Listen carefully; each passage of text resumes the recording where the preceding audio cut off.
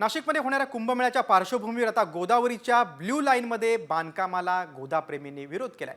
मुंबई उच्च न्यायालयाच्या आदेशाचा दाखला देत प्रस्तावित कामाला विरोध करण्यात आलाय।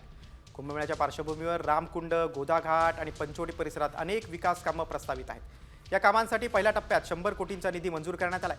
गोदावरी नदीत पक्की बांधकाम करून गोदावरीचा श्वास कोंडू नका, कोट्यवधींचा निधी बांधकामावर खर्च करण्याऐवजी प्रभू रामाच्या पाऊलखुणा आणि इतर स्थान जतन करून सुशोभित करण्याची मागणी करण्यात आली।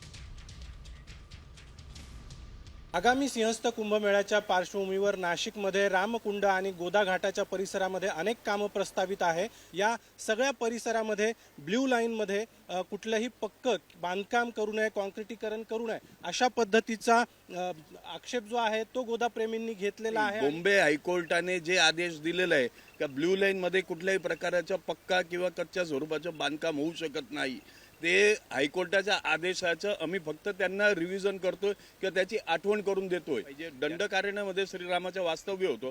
आज तपोवन आपण जर पाहिलं तर कॉन्क्रीटचं जंगल झालेलं आहे, तिथं आपल्याला हिरवळ वगैरे निर्माण करता येईल का, तिथं ट्री प्लांटेशन वगैरे निर्माण करता येईल का, या प्रकारे सर्व विधायक कार्य केले पाहिजे। हे विध्वंसक ज्याच्यामुळे नदीला हानी होणार आहे असे कामं करून उपयोग काय।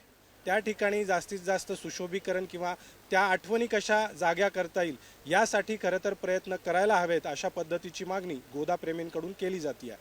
कॅमेरामन प्रवीण काळबांडेसह अभिजित सोनवणे, साम टीव्ही, नाशिक।